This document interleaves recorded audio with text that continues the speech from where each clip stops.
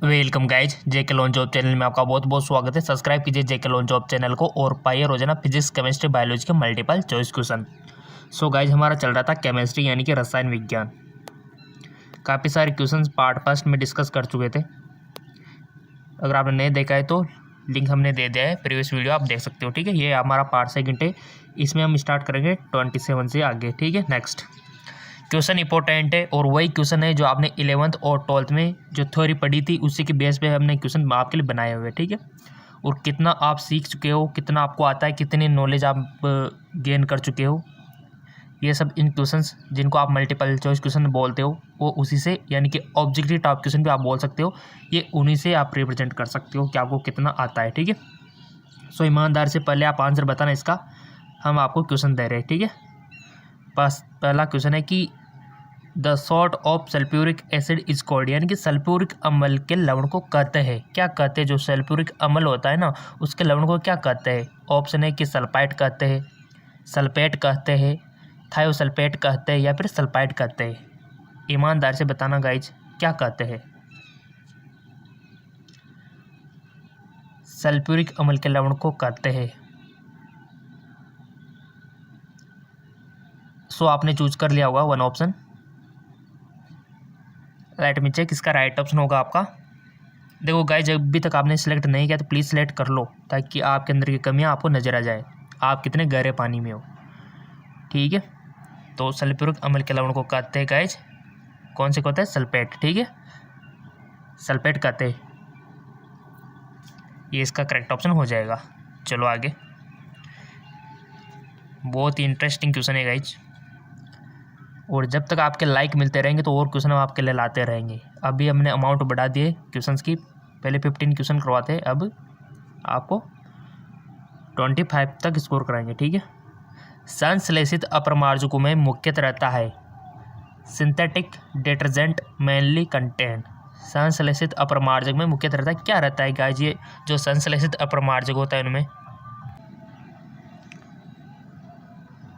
संश्लेषित अपरमार्जक में मुख्यतः क्या रहता है गाइज? आपने पढ़ा होगा ना, तो इजीली आ जाएगा। सो गाइज, वो रहता है आपका, पहले आपने चूज कर लिया होगा। ठीक है, इसका राइट ऑप्शन हो जाएगा ऑप्शन 4, ROSO2Na। अगला क्वेश्चन, निम्नलिखित में से उपधातु है the metalloid among the flowing, कौन सी है उपधातु गाइज?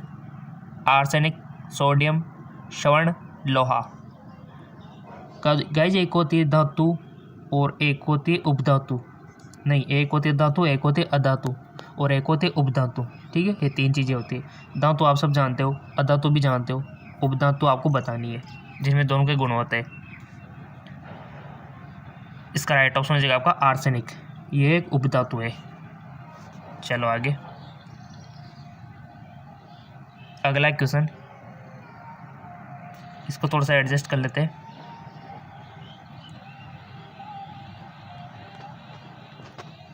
किस प्रकार के यौगिकों का उच्च गलनांक और खपतनांक होता है? किस प्रकार के, which type of compound so high multiple and boiling point? Option आपके सामने हाजिर है यहाँ पर। वैद्युत संयोजक यौगिक, सहसंयोजक यौगिक, उपसहसंयोजक यौगिक, इनमें से कोई नहीं। किस प्रकार के यौगिकों का उच्च गलनांक और खपतनांक होता है?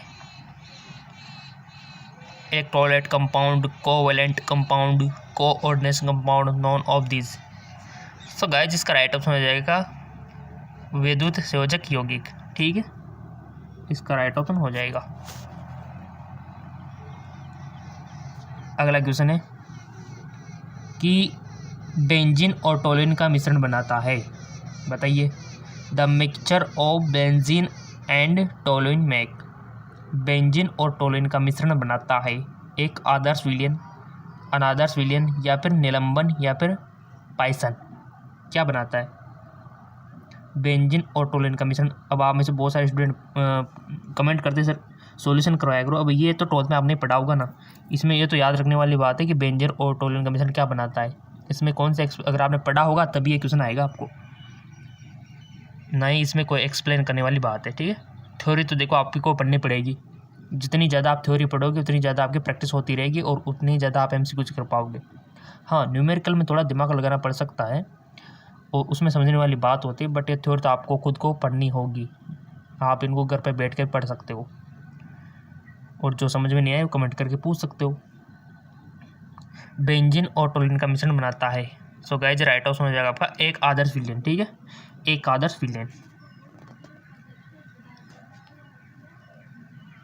अगला क्वेश्चन, जलीय विलयन में से कार्बनिक पदार्थों को पृथक, थोड़ा सा एडजस्ट कर लेते हैं। जलीय विलयन में से कार्बनिक पदार्थों को पृथक किया जाता है आसवन द्वारा, विलायक निष्कर्षण द्वारा, भाप आसवन द्वारा, उध्रुपातन द्वारा। जलीय विलयन में से कार्बनिक पदार्थों को पृथक किया जाता है, कौन सी मेथड यानी कि कौन सी विधि के द्वारा पृथक किया जाता है जलीय विलयन में से कार्बनिक पदार्थों को? बताओ गाइस, पृथक करना आपने पढ़ा होगा ना, बचपन से पढ़ते आ रहे हो पृथक्करण। तो सो गाइज इसका राइट ऑप्शन हो जाएगा आपका विलायक निष्कर्षण द्वारा। ठीक है, विलायक निष्कर्षण यानी कि सॉल्वेंट एक्सट्रैक्शन, इसका राइट ऑप्शन हो जाएगा। अगला क्वेश्चन है कि आपको यहाँ पर बताना है कि गिब्स हेल्महोल्ट्ज़ समीकरण है। What is Gibbs Helmholtz equation? Delta G is equal to T delta H minus H, या फिर delta G is equal to delta H minus T delta H, या फिर delta G is equal to E plus T delta H, delta G is equal to delta H plus T delta H. Gibbs Helmholtz समीकरण। Question सारे important है और यहीं से question आपके बनते हैं डायरेक्टली। 11th और 12th से ही क्वेश्चन बनते हैं। इंट्रांस एग्जाम, आप कोई भी इंट्रांस एग्जाम दो आप साइंस का 12th के बाद, क्वेश्चन यही होता है आपका। नीट हो, नर्सिंग हो, पैरामेडिकल हो, फार्मेसी हो, एग्रीकल्चर हो, क्वेश्चन फिजिक्स केमिस्ट्री बायोलॉजी से ही बनते हैं अगर आप इंट्रांस एग्जाम देते हो तो। और इंट्रांस एग्जाम के लिए ये जो क्वेश्चन है राम बनाना है। ठीक है, सो गाइज आपने चूज कर लिया होगा इसका राइट ऑप्शन क्या होगा। इसका राइट ऑप्शन हो जाएगा आपका delta G equal to delta H T delta H. ठीक है, करेक्ट आंसर आप देख सकते हो, बहुत अच्छा क्वेश्चन है। इसका राइट ऑप्शन सेकंड। ठीक है, बढ़ते आगे की ओर। माइनस प्लस का आप थोड़ा ध्यान रखना है इसमें। निम्नलिखित में से कौन सी कार्य की इकाई है? इकाइयाँ तो हमने आपसे बोल ही रखा है कि फिजिक्स और केमिस्ट्री की जितनी भी इकाइयाँ हैं, जितनी भी यूनिट है, सबको एक पेज पे लिख लो ताकि एग्जाम के टाइम पे सारी को आप देख के चले जाओ। Which of the following are the unit of work? निम्नलिखित में से कौन सी कार्य की इकाई है? कार्य की इकाई आपको बतानी है। ठीक है, वर्क की। सिंपल भी, अगर आपने देखा होगा कहीं पर आपने सवाल भी किए होंगे तो अवश्य लिखा होगा यूनिट आपने। तो राइट ऑप्शन हो जाएगा आपका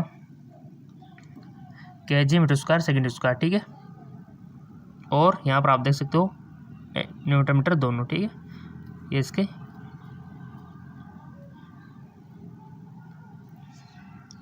ऑप्शन 4। चलता है आगे को। प्रदंडन में किस धातु का शोधन करते हैं? Which metal is purify by poling? ठीक है, जिंक, पेरस, कॉपर, अर्जिडियम सब क्या यहाँ पर दिया हुआ है। किस धातु का शोधन करते हैं? देखो, धातु का शोधन ऐसे का आपको याद रखना है। आपका जो चैप्टर है ना रसायन विज्ञान में, धातुओं का शोधन, वहाँ से काफ़ी सारे क्वेश्चन बनते हैं। कौन सी विधि के द्वारा किसका शोधन किया जाता है, क्योंकि विधियों के भी नाम है। सो यहाँ पर आपसे पूछा गया है which metal is purify by poling, तो राइट ऑप्शन हो जाएगा आपका कॉपर। ठीक है, कॉपर इसका राइट ऑप्शन हो जाएगा। बढ़ते आगे को। अगला क्वेश्चन है, यदि प्रक्रिया स्थिर ताप और दाब पर कराई जाए तो a process is taking place constant temperature and pressure, then क्या होगा? डेल्टा एच का मान आपको यहाँ पर सही बताना है गाइस। क्या होगा डेल्टा एच? डेल्टा ई होगा, टी डेल्टा एस होगा, जीरो होगा, डेल्टा एस जीरो होगा। बताइए क्या होगा यदि प्रक्रिया स्थिर ताप और दाब पर कराई जाए तो? ईमानदार से बताना, बहुत अच्छा क्वेश्चन है। और अब तक तो आपने कवर कर लिया होगी, 11th 12th सब पढ़ चुके हुए, एग्ज़ाम हो चुके हैं, तो नॉलेज काफ़ी हो गया होगी आपको इसके बारे में। तभी तो ये क्वेश्चन हम आपके लिए दे रहे हैं। प्रैक्टिस के साथ साथ आपको कुछ सीखने को मिल रहा है। आप खुद का टेस्ट भी यहाँ से कर सकते हो कि कितने क्वेश्चन आपके सही जाते हैं, कितने क्वेश्चन गलत जाते हैं। सोच लिया होगा आपने one question. Let me check, इसका राइट ऑप्शन होगा delta H equal to T delta H. ठीक है, ऑप्शन 2 करेक्ट हो जाएगा। निम्नलिखित में से कौन से समूह में केवल इलेक्ट्रॉन स्नेही किए? Which of the following group contain only electrophiles? देखो, आप में से बहुत सारे स्टूडेंट कमेंट करते हैं सर इसको पूरा समझाया करो, एक्सप्लेन किया करो। अगर गाइज इसको समझाए तो देखो वीडियो आधा 1 घंटे तक भी जा सकता है। अगर आप तैयार हो आधा 1 घंटे तक का वीडियो देखने के लिए तो हम समझा देंगे, कोई दिक्कत वाली बात नहीं है, क्योंकि समझाने में टाइम लगता है काफ़ी सारा। तो समझा देंगे, ऐसी कोई बात नहीं है। बट वीडियो फिर आप मत कहना कि 45 मिनट का हो गया है, 60 मिनट का हो गया है, ठीक है, क्योंकि इतना ही लंबा जाएगा अगर इसको समझाएंगे तो, क्योंकि क्वेश्चन ज़्यादा ले रहे हैं ना अपन, इसलिए। तो कमेंट कर देना, बना देंगे, कोई दिक्कत वाली बात नहीं है कि हम एक्सप्लेन के साथ समझना चाहते हैं या फिर ऐसे ही सही है, या फिर जैसे हम समझ रहे हैं अभी क्वेश्चन कर रहे हैं अपन, या फिर ऐसे होना चाहिए, आप बता सकते हो, ठीक है। निम्नलिखित में से कौन से समूह में केवल इलेक्ट्रॉन स्नेही की है? 4 ऑप्शन आपके सामने है, चूज करो। अभी भी और भी क्वेश्चन हमको करने हैं।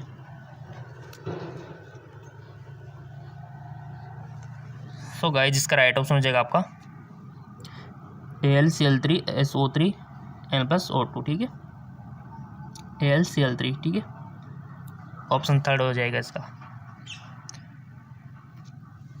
शून्य कोटि अभिक्रिया के लिए दर स्थिरांक की इकाई है। The unit of velocity constant for zero order reaction. शून्य कोटि अभिक्रिया के लिए दर स्थिरांक की इकाई आपको बतानी है। मोल सेकंड, लीटर सेकंड यूनिट्स, या फिर litre mole second, mole litre second. बहुत अच्छा, एक यूनिट तो पूछी जाती है हमेशा की तरह, तो हमने बोल ही रखा है आपसे कि यूनिट तो आप लिख ही लो। केमिस्ट्री के फॉर्मूले, फिजिक्स के फॉर्मूले आप चाहे तो एक नोटबुक में नोट कर सकते हो, एग्जाम टाइम पे बहुत फ़ायदेमंद होते हैं। तो राइट ऑप्शन हो जाएगा, चूज कर लो पहले आप ईमानदारी से, जो भी आपको याद है। कर लिया होगा आपने चूज, लेट मी चेक। इसका राइट ऑप्शन हो जाएगा आपका मोल लीटर सेकंड यूनिट, ठीक है, मोल लीटर, ऑप्शन 4। चलते आगे और। निम्नलिखित में से कौन एल्डोल संघनन देगा? Among the flowing which undergoes aldol condensation, यानी कि CCl3 CHO, CH3 CHO, या फिर CH3 CH2 CHO, या फिर आपका HCHO। निम्न में से कौन एल्डोल संघनन देगा, यानी कि कौन कौन नहीं देगा, ये आपको पता होगा तो आप इजीली कर पाओगे इसको। और आपके रसायन विज्ञान में भी है ये क्वेश्चन है डायरेक्ट कि कौन कौन नहीं देता है, तो वो पढ़ा होगा तो इजीली आपको ये क्वेश्चन आ जाएगा। वो अगर नहीं पढ़ा तो यहाँ सीख लेना, अभी 3 क्वेश्चन रिजेक्ट करेंगे, वही इसके नहीं देने वाले होंगे, ठीक है। बट आपको यहाँ पर कौन एक है जो देगा। सो गाइस, वो देगा आपका CH3 CH2, ये वाला देगा, ऑप्शन 3 वाला, और बाकी के नहीं देंगे, यानी कि ये नहीं देते, ठीक है, ये नहीं देते। लिख सकते हो आपकी, ये नहीं देते और ये देते। क्लियर? चलते आगे को। Br2 का BrO3 में बदलने पर Br की ऑक्सीकरण अवस्था बदलेगी 0 से +5, +1 से +5, 0 से -3, या फिर +2 से +5। बहुत अच्छा क्वेश्चन। Br2 का Br3 में बदलने पर Br की ऑक्सीकरण अवस्था बदलेगी। बहुत अच्छा क्वेश्चन। ऑक्सीडेशन से भी क्वेश्चन आता है गाइज, ऑक्सीडेशन स्टेट से क्वेश्चन आता है, आपसे पूछा जा सकता है किसी की ऑक्सीकरण अवस्था, उपसर्जक संख्या भी पूछी जा सकती है।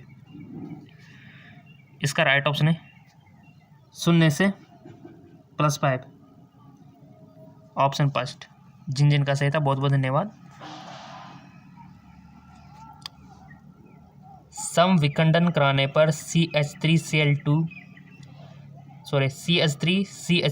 देता है। सम विखंडन कराने पर कौन देता है, ये ऑप्शन आपके सामने हाजिर है। CH3 CH+, या फिर CH3 C-H2 and Cl, CH3 CH2+, Cl-, या फिर CH CH2 Cl। तो राइट ऑप्शन हो जाएगा आपका इसका CH3 CH2 Cl, ठीक है, CH3 CH2 एंड Cl। रसायन विज्ञान बहुत अच्छी है गाइस, ज़्यादा डिफिकल्ट नहीं है, ज़्यादा हार्ड नहीं है, अगर पढ़ते हो तो सब आसान हो जाता है। निम्नलिखित में से कौन सा अवस्था फलन नहीं है? विच of the following is not a state function. अवस्था फलन नहीं है, यानी कि आपको पता होना चाहिए कि कौन कौन सा अवस्था फलन है। ΔG, ΔI, W, ΔH। और हमने तो बोल भी रखा है आपसे कि अगर ये भी क्वेश्चन कम लग रहे हो तो एक और चैनल है GK MCQ MK channel Hindi medium, ठीक है, लिंक नीचे दे रखा है इसका भी। यहाँ से भी आप फिजिक्स केमिस्ट्री बायोलॉजी के डेली क्वेश्चन प्राप्त कर सकते हो नॉन स्टॉप। निम्नलिखित में कौन सा अवस्था फलन है आपने नहीं है, कौन सा अवस्था फलन नहीं है ये चूज कर लिया होगा और हम इसको अब चेक करने जा रहे हैं। सोच लो पहले जो भी आपको सोचना है ऑप्शन चारों में से, क्योंकि आपको ताकि आपको अपनी गलती का एहसास हो, आप कितने गहरे पानी में हो ये भी आप जान लो तो बेटर रहेगा एंट्रेंस एग्जाम से पहले। सो इसका राइट ऑप्शन हो जाएगा डेल्टा, इसका W, ठीक है। ये अवस्था फलन नहीं है, बाकी ये डेल्टा G, डेल्टा E और डेल्टा, ये डेल्टा वाले सारे क्या है अवस्था फलन है, जबकि ये नहीं है। चलो किसी भी टॉपिक पर कुछ भी MCQ चाहिए तो बता दिया और कमेंट करके, आप अपना चैनल है, ठीक है।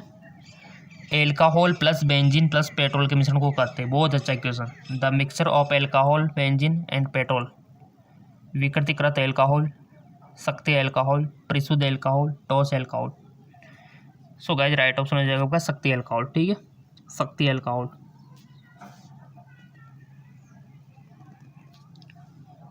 वह सक्रिय प्रजाति जो बेंजीन के क्लोरीकरण के लिए उत्तरदायक है, वह सक्रिय प्रजाति जो बेंजीन के क्लोरीकरण के लिए उत्तरदायक है, Cl+, Cl-, Cl2, Cl2-। वह सक्रिय प्रजाति जो बेंजीन के क्लोरीकरण के उत्तरदायक है, चूज करो पहले। आप कर लिया होगा, इंटेलिजेंट स्टूडेंट हो, 1 सेकंड में कर लेते होंगे चूज तो आप, बट चेक कर लेते। Cl+, ठीक है। द्रव्यमान की SI इकाई है, SI unit of mass, kilometre, kilogram, milligram, gram. द्रव्यमान की SI इकाई है किलोमीटर, किलोग्राम, मिलीग्राम, ग्राम। तो राइट ऑप्शन हो जाएगा आपका किलोग्राम। द्रव्यमान की तो सबको आता होगा किलोग्राम। फिर बार के पूछ रहे तो क्या लिखोगे, यहाँ तो द्रव्यमान की पूछ ली। बार को किस में मेजर करते हैं, वेट को, क्योंकि मास में और वेट में अंतर है, याद रखना। वेट बार जो है चेंज होता रहता है, द्रव्यमान एक ही रहता है, राइट। नेक्स्ट क्वेश्चन, पूर्ण दहन होने पर इत्र देता है, कंप्लीट कंबशन इत्र गिव। इत्र क्या देता है पूर्ण दहन होने पर, C2H5OH, CO2 एंड H2O, या फिर C2H5 या फिर C2H4। पूर्ण दहन होने पर इत्र क्या देता है, इत्र सेंट जो होते हैं क्या देता है, और जलता है इत्र, आपको पता है क्योंकि उसमें अल्कोहल आता है, ठीक है। तो पूर्ण दहन होने पर ये देता है गाइज आपका CO2 और H2O, ठीक है, ये देगा। और फेसबुक इंस्टाग्राम पर आपने फॉलो नहीं किया है अभी तक तो कर लीजिए, ताकि वहाँ पर फिजिक्स के नोट्स और केमिस्ट्री के नोट्स हम आपको दे पाए, ठीक है। जैसे हमको टाइम मिलता है हम वहाँ पर पोस्ट कर देंगे लिंक। 13.5 ग्राम में SO2 Cl2 के मोलक संख्या है 0.1, 0.2, 0.3, 0.4। 13.5 ग्राम में SO2 और Cl2 की मोलक संख्या बताओ। निकालने आती होगी तो आप पेज पे निकाल के इजीली बता सकते हो। सोच लिया होगा, लेट मी चेक। इसका राइट ऑप्शन हो जाएगा 0.1। इतनी होगी, कितनी होगी, 0.1 होगी। अगला क्वेश्चन है, मोलल विलयन में विलेय पदार्थ का 1 मोल गुला रहता है 1000 ग्राम विलायक में, 1 लीटर विलयन में, 1 विलायक में, या फिर 22.4 लीटर विलयन में। तो राइट ऑप्शन हो जाएगा आपका 1000 ग्राम विलायक में, ठीक है।